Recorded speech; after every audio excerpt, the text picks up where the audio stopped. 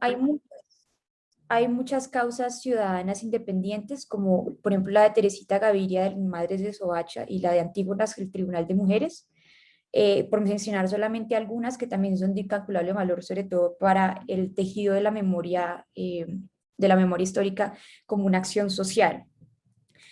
Eh, Ese tipo de satisfacción de la que estoy hablando es mucho más cercana a la comprensión de la función y el alcance emotivo del lenguaje. Además, permite una participación colectiva en los procesos de verdad, justicia, reparación y no repetición, pues que es a lo que se ha adscrito Colombia desde, por ejemplo, las nuevas miradas que ofrece de la reparación, los acuerdos de La Habana.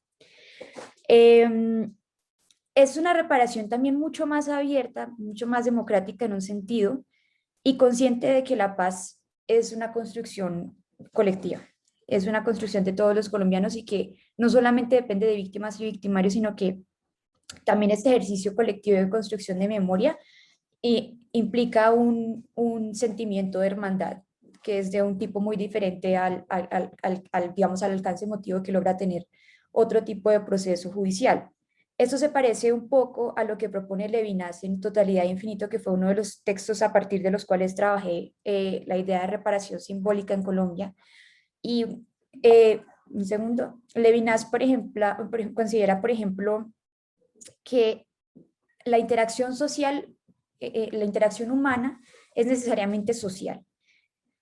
Los vínculos que generamos entre seres humanos son tan significantes y necesarios que el mundo debe considerarse en términos de las relaciones humanas y cómo dichas relaciones moldean el mundo de forma que se puedan utilizar para proponer soluciones no solamente a los conflictos sociales más cercanos, sino también a las crisis del mundo moderno que tienen que ver con esta separación también un poco.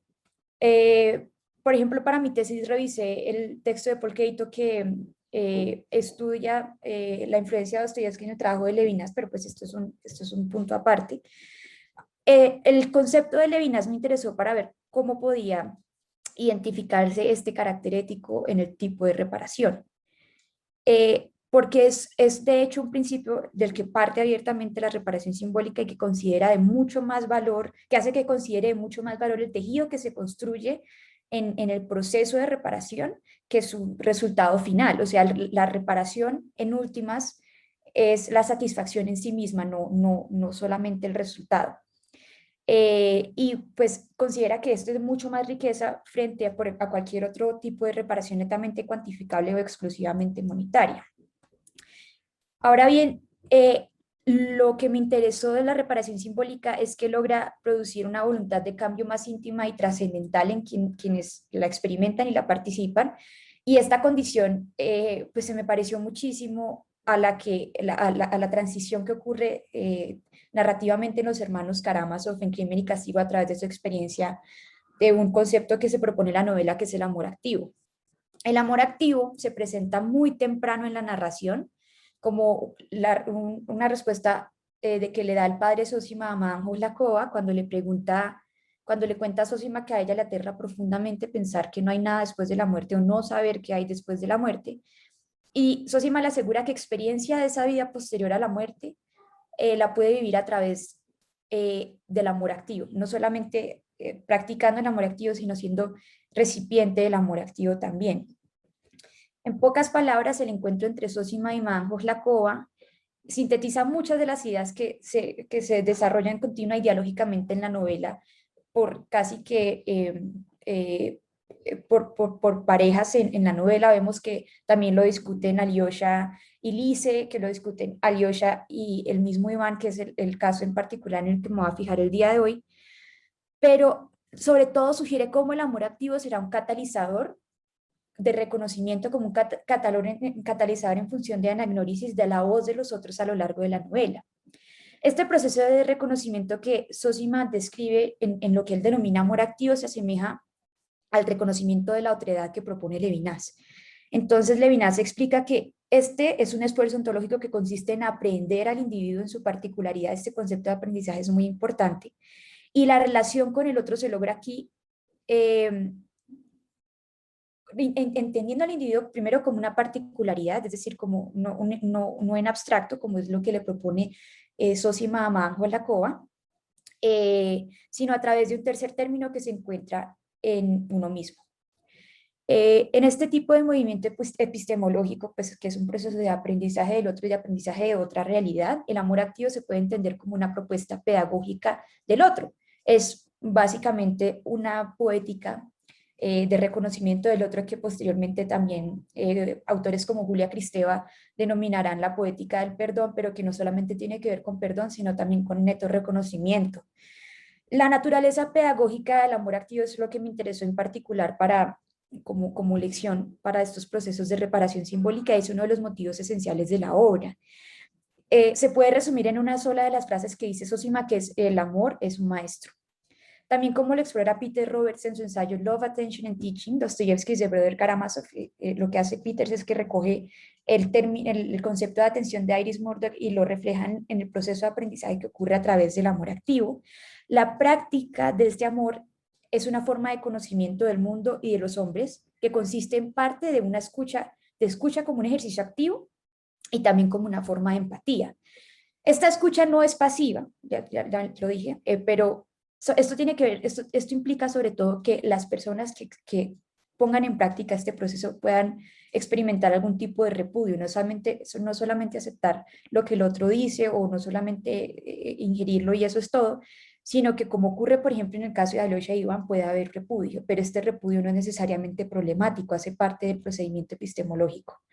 Ahora, para entender cómo funciona el amor activo a nivel dialógico, podemos observar el capítulo del Gran Inquisidor, que pues ya analicé varios capítulos, pero este es el que le traigo porque me pareció el más contundente, en el que hay dos procesos de reconocimiento, dos procesos paralelos y contrarios.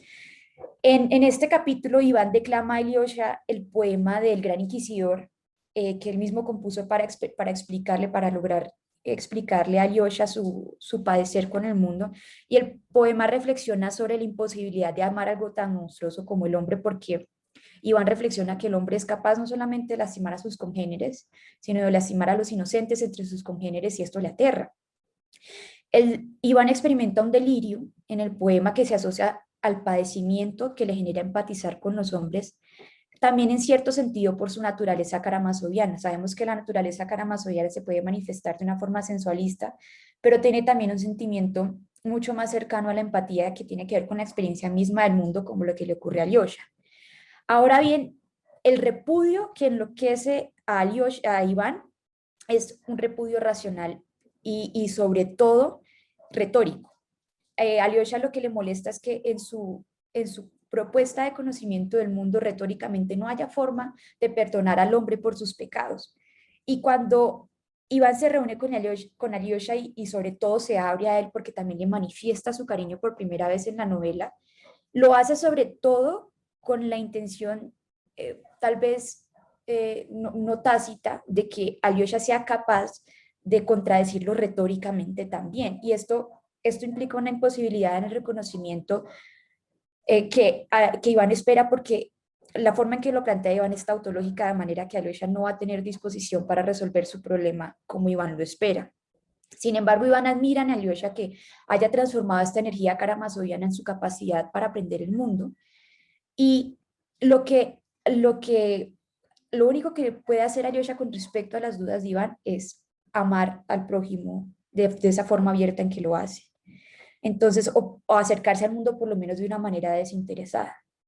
Como lo mencioné, Iván admira esta cualidad en Alyosha y en su conversación espera que el hermano encuentra también una manera retórica de señalar el fallo de su lógica, ¿sí? Pero es tautológico, no lo puede hacer, Alyosha no lo puede hacer y esto entristece profundamente a Iván. Pero esto no pasa por alto para Alyosha. Alyosha lo considera muy bien y como Alyosha tiene esta disposición activa de aprender el mundo que implica una escucha y un ejercicio de empatía en un primer paso de terminar al menos de entender al otro, Alyosha recupera del desespero de Iván la preocupación por la infancia y esto es lo que me interesó en particular. Sabemos que los hermanos Karamazov Sofía tenían una segunda parte donde probablemente había una rebelión, sobre todo suscitada por las últimas páginas, los últimos capítulos de la novela que implicaban en Alyosha una transformación de personaje. Pero El amor activo, sin embargo, no sabemos qué ocurre, pero el amor activo, sin embargo, transforma a Alyosha y opera en Alyosha como un principio afincado en su espíritu que le permite que entienda esta necesidad de preocupación en Iván y la asocie a su manera de relacionarse con el mundo, sobre todo con los niños. Ahora bien, es por eso que a partir de este momento empezamos a distinguir claramente una diferencia en el personaje de Alyosha y empezamos a ver la faceta más pedagoga de Alyosha o más asociada a los niños. Esta forma de aprendizaje emotivo y transformador que Alexei experimenta sirve de razón al cambio de lo que podría ser la segunda parte, pero sobre todo le permite empatizar muchísimo más, sobre todo con el niño enfermo y con el hijo del capitán. Y hace que Alyosha sienta este deseo también por acercarse a los niños para que su deseo de protegerlos y su deseo de cuidarlos y aprender de ellos no quede en un aspecto tautológico y retórico que pueda ser fácilmente intervenido por otras ideas como le ocurre a Iván, sino que pueda ser vivido activamente. Estas formas de pedagogía que permiten un proceso de liberación y también que permiten la resolución de los conflictos, porque vemos que Iván funciona Alexi funciona de catalizador de resolución de muchos conflictos, por ejemplo, entre mismo Iván y Katerina Ivanovna. Fue lo que me interesó y lo que me hizo estudiar posteriormente para la tesis textos o trabajos como el de Gadotti, que se basa en el trabajo de Paulo Freire en sus libros de Educación como práctica de la libertad y Pedagogía de la Esperanza, porque siento que si los procesos de reparación simbólica en Colombia se afincaran en esta pauta pedagógica, tendría mucho más alcance y probablemente podríamos desde las humanidades construir procedimientos que nos ayudaran a invitar a todos a la construcción de paz y de un país más empático y más amable con los futuros niños también, que es lo que me interesa. Sin embargo, pues esto ya es una segunda parte, sería una segunda parte de mi tesis y pues esto es por el momento lo que les quería compartir. Les agradezco mucho y eso es todo.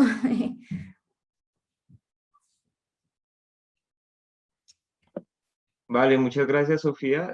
Sí, realmente me parece muy, muy oportuno porque de hecho, en una de nuestras sesiones del semillero Dostoyevsky desconocido que hicimos este año, eh, una chica me comentó precisamente, bueno, nos comentó que el principio de polifonía de Bakhtin, que pues obviamente lo retoma de la obra de Dostoyevsky, se ha utilizado como terapia para la psicología, ¿no?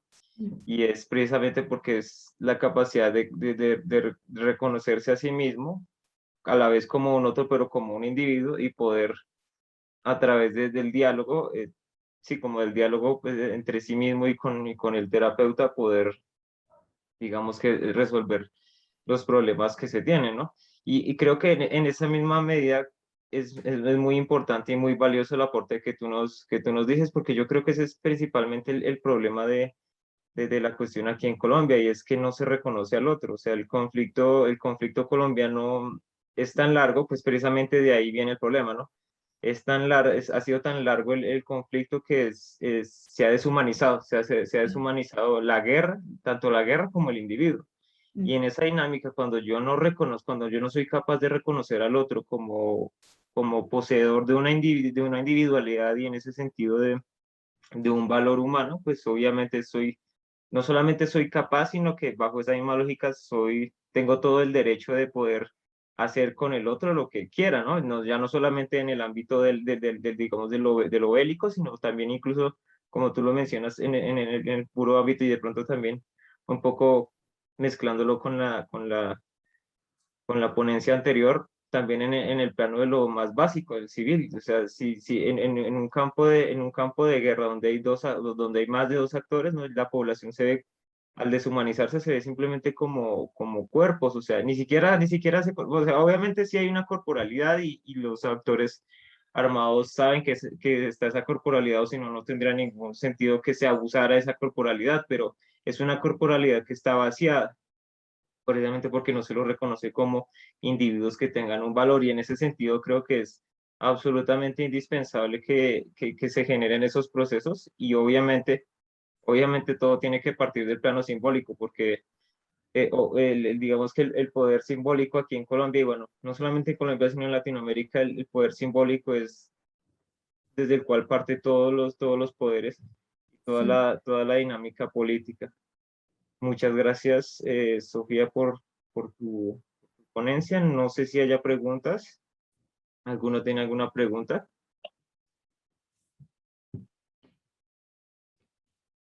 ¿No? ¿O alguna intervención, algún comentario sobre la ponencia de Sofía?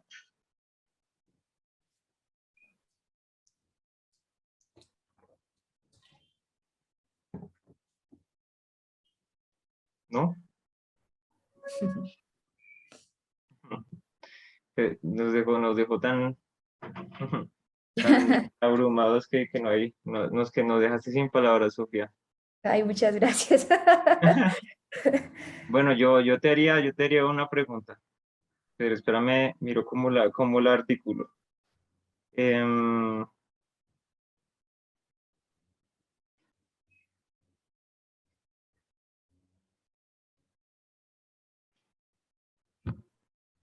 no sabría cómo articularlo.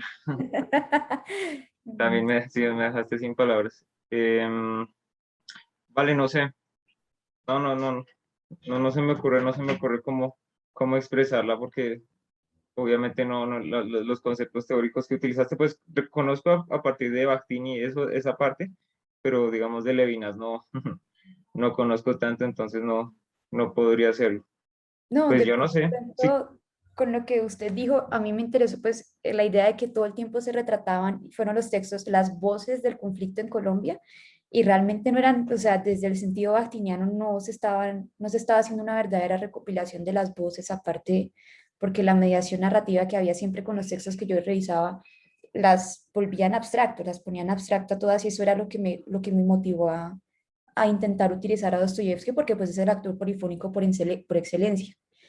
Entonces, el tema de la voz y que se le diera voz a las víctimas, una voz verdadera, o sea, eso, pues ahorita que usted lo mencionó, me acordé de esa parte de la tesis.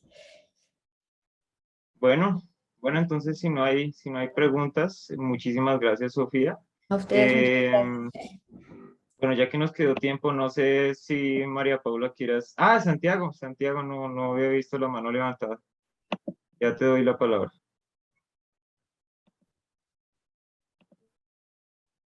Listo, ya puedes hablar. Hola, gracias y gracias Sofía por la ponencia. Pues yo tengo un comentario porque pues yo voy a hacer una ponencia mañana y precisamente voy a hablar de Bakhtin y de la noción de polifonía.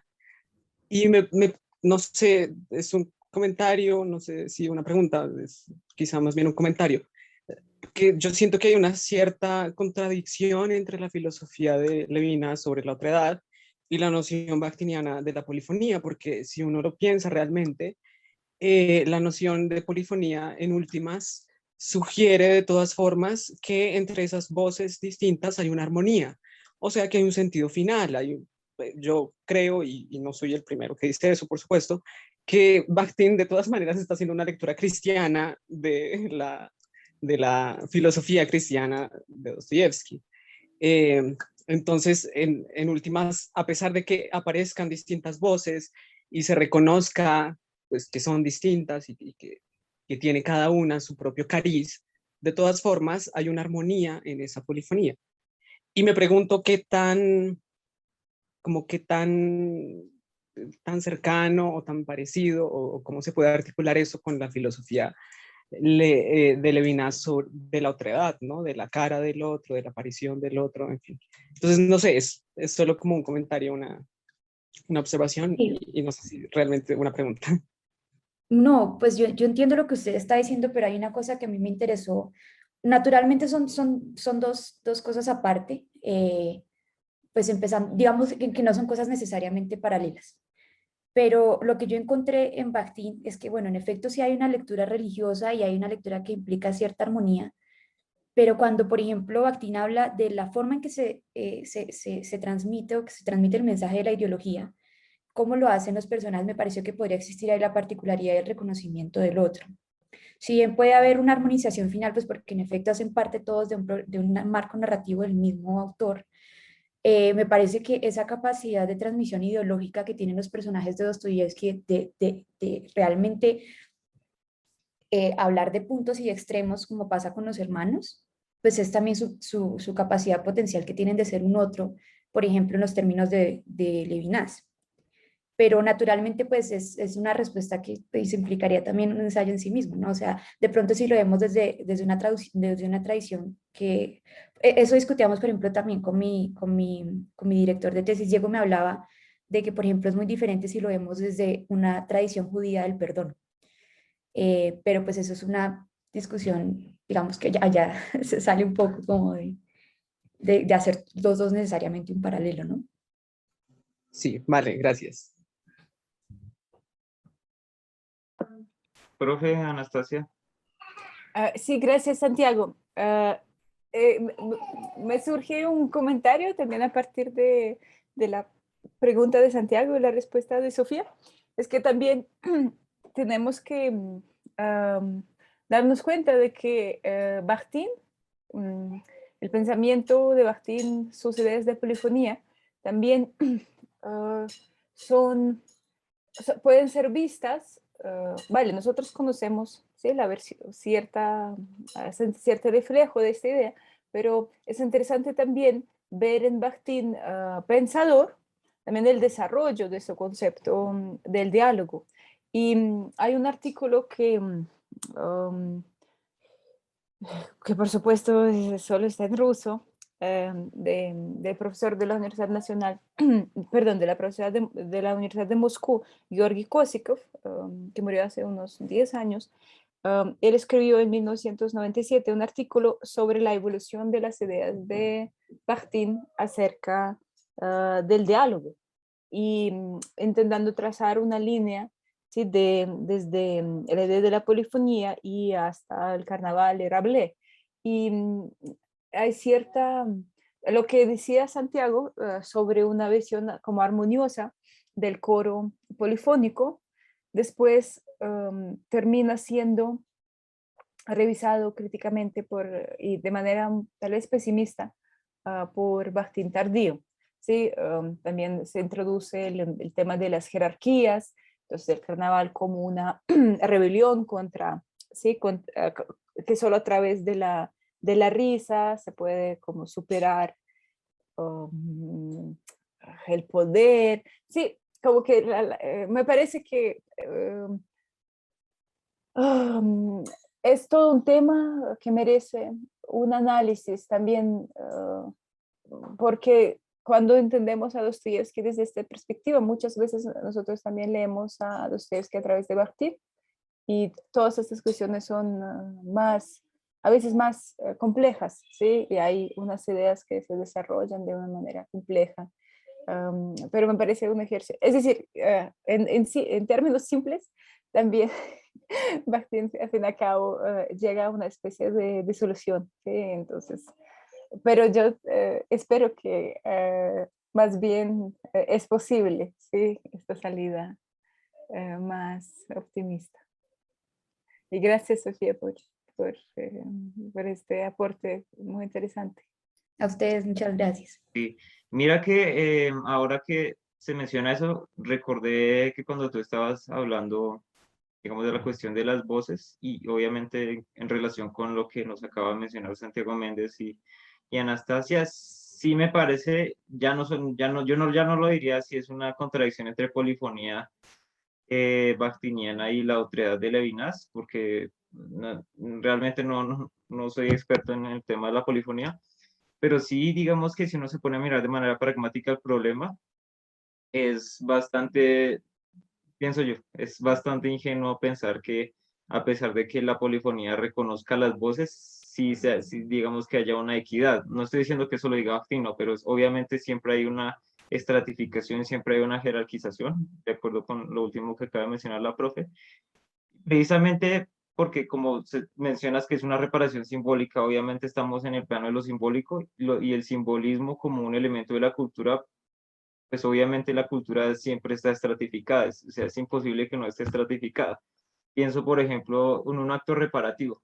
Por ejemplo, las FARC pidiendo perdón. O, por ejemplo, un hipotético caso que ojalá sucediera, Álvaro Uribe pidiendo perdón, ¿no? Aunque haya un reconocimiento de las otras voces, las voces de las víctimas de estos beligerantes, hay un reconocimiento, claro, pero eso no implica que la voz que está haciendo reconocimiento no tenga un poder simbólico superior al de las víctimas. Incluso en un acto reparativo sigue teniendo un poder simbólico sobre ellas. Y en ese sentido, aunque haya un reconocimiento y la reparación obviamente pueda generar un perdón a partir, obviamente, de este concepto del amor activo, siempre va a haber una jerarquía que no necesariamente tiene que ser un impedimento, claro, se reconoce, pero precisamente es como una responsabilidad, es decir, que el actor beligerante que está haciendo reconocimiento de esas voces no lo haga por un compromiso, sino que entienda que a pesar del puesto de poder que tiene, pues con mayor razón su responsabilidad y su arrepentimiento tiene que ser mayor y no simplemente un acto vacío, porque si no, entonces no, ya no sería una reparación y un reconocimiento de las voces, sino que vendría simplemente una burla. Veo que alzaron de nuevo la mano. Profe. No, no, se me No, olvidó fui para... yo. Ah, Y fui yo, que era solo como un comentario a Sofía, que como poniendo cuidado a esto que dices, Santiago, no sé si Sofía ha revisado o revisó, o de pronto habló de eso en su tesis, los textos de Derrida sobre la responsabilidad, que creo que además tienen mucho que ver con la filosofía de la alteridad de Levinas, porque precisamente es interesante esa idea de la responsabilidad, pensándola en relación con el reconocimiento del otro y con la respuesta del otro, ¿no? Por supuesto, la responsabilidad tiene que ver con responder y aparecer frente al otro, entonces no sé si de pronto, o te podría servir, o no sé, era solo un comentario para Sofía, que me suscitó el comentario de Santiago.